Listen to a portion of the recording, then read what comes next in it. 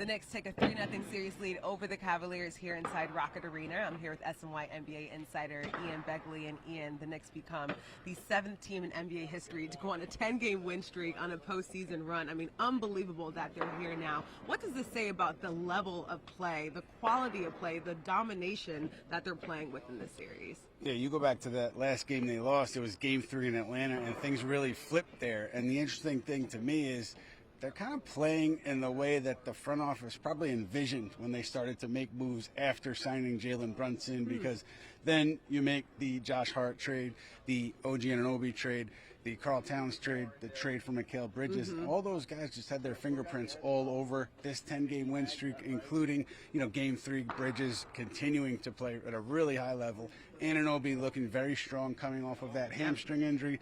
Towns distributing the ball well again, and Hart being the connector that he is. This is just the way I guess Leon Rose thought this thing would come together all that time ago. They're getting a little bit of everything from everyone. Let's talk more about Mikal. 22 points in Game 3, 6 rebounds. I mean, what have you been seeing from him? He just looks like he's playing his best basketball right now. Yeah, I mean, I'll go back to, again, Game 3 against Atlanta where he struggled, 0 for 4 turnovers, and we talked to him afterward. He said, look, I just have to take the criticism and come back, and he's come back in a big way, obviously. Josh Hart made an interesting point about Bridges and maybe players in general, where you go into the playoffs, it's just about winning. Nothing else matters. You're not worried about shots. You're not worried about touches.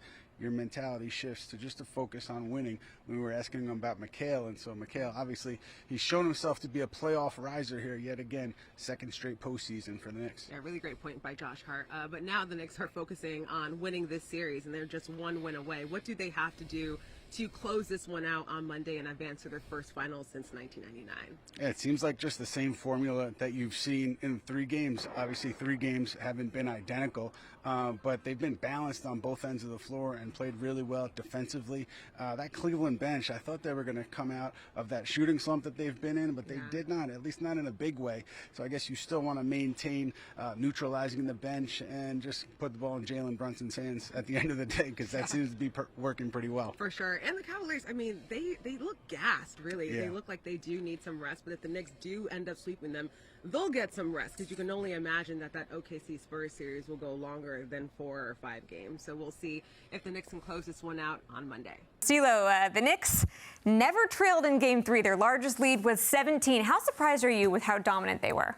Really not all that surprised, Michelle, even playing in the not-so-friendly confines of the arena there in Cleveland, just because I hate to say, this is what we've come to expect from this Knicks team, watching the way that they have really elevated their game here in the postseason. And I can't say I'm surprised, because when I was here with JJ previewing this series last weekend, I said I thought it was going to go 5 at most and potentially looking at a sweep. We took some heat for that from the people in Cleveland. Well, I think we're seeing the way it's playing out here so far. So look, I think it comes down to the Cavs just don't have enough answers for the Knicks and their depth, which has just been showed off game in, game out. Obviously, Game 1 took them a while to get going. Brunson took over late, but I think Games 2 and 3 is a lot more of what we would have expected, because the Knicks are getting contributions up and down the lineup. It's not just 1 or 2 guys. They've been incredibly efficient offensively, and you're seeing that tenacious defense show up at times. Yeah, the Cavs had some runs to get themselves back into the game, tied it a couple times, but the Knicks never falling behind, and every time the Cavs did make that run where you thought maybe they're ready to seize control behind their home crowd, the Knicks had an answer, another stop, a big 3 to let them know, no, you're not going to get on the board in this series. We're going to win this game. Yeah, CeeLo, you nailed it. The Cavs don't have enough to hang with the Knicks. That's all there is to it at this point. And look, I think that the series was over after Game 1, because that was such a gut shot to Cleveland, the way the Knicks came back and took control there. And now they're just out-talenting them. And look, I mean, never trailed is pretty interesting little factoid there on a first home court in this series for the Cavaliers, and they can't even get the lead one time in the game. And you made another good point with the contributions up and down the lineup from the Knicks, because they can try to stop Brunson, but if they can't stop Brunson, then he gets 30 like he did in Game 3. And then if you try to stop Brunson, then Josh Hart has the Josh Hart game. And, they've got other options to do a lot of different things to beat you. So this is another example of Knicks playing supreme team basketball once again. And, they shot the lights out. They hit their foul shots.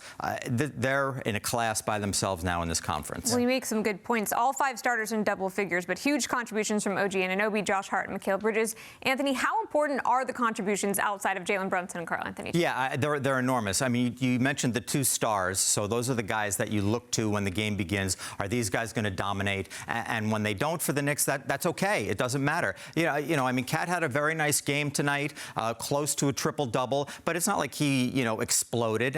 Brunson gave them 30, but guys like Josh Hart, he is, heart and soul type. You know what I mean? Yeah. The relentless rebounding, the incredible hustle, the swag, all of that stuff counts in these big games, in these big situations. And so, plus the post-game quotes are hilarious when he's dealing in that regard too. So they get so many guys like that. Hart to me is the one who stands out on an almost nightly basis, flying on the floor to get loose balls, all that kind of stuff. And the lack of ego, which he referenced after game number 2, and that's been on full display. I mean, look, we know it's a team full of talent, but this time of year, it's got to be selfless basketball. And I think the Hart situation in game 2, responding to the benching in game 1. And in the bigger picture for me, it's what Mikal Bridges continues to do since those first 2 games of the first round series against Atlanta, where we were legitimately talking about him having to be taken out of the starting lineup because he was struggling so much and he was a liability, to the point now where he's so incredibly efficient shooting the basketball on the offensive end of the floor.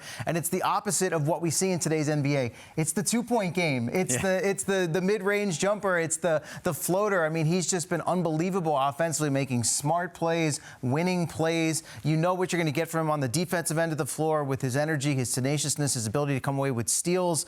To me, he has just really responded to the criticism and a bad run at the start of the playoffs. Confidence could have been shaken easily. Put all that aside, short memory, the way he's played since, tail end of the Atlanta series, the entire Sixers series, and now what we've seen in these first 3 games here against the Cavaliers. Can't say enough about the way he's responded. Maybe it'll never be worth the 5 first-round picks they gave up, but if they win a championship... I mean, they're 1 game away from the finals. Yeah, he's already worth it. If they win a championship and he contributes the way he has been these last 2.5 series, and we'll see what happens against whoever they're going to face in the West when they get there, I can't say enough about the job he's done. Yeah, hindsight's 20/20, and they're all just clicking on all cylinders. Quickly here, CeeLo, Game 4 is Monday in Cleveland. Does this series come back to New York? I don't think so. I mean, I guess if the Knicks feel like, hey, I'm going to take the foot off the gas pedal a little bit here, we'll come back home, we'll enjoy it in front of the Garden crowd. But they got enough Knicks fans in these road games as well. You heard it was on display again in Cleveland here in game number 3. I agree with Anthony. It felt like the series ended with what happened in game 1. I know they still have to go out there and physically play these basketball games, but there's so much confidence for the Knicks right now. I have a hard time thinking they're not going to finish it in 4. Yeah, me too. And we were enjoying the shots of the old-timey Knicks. Oh, yeah. The fellas were there as well and enjoying it. And so that's enough, I think, in terms of fan support, including the other fans that were in the arena as well, for them to just finish it in Game 4.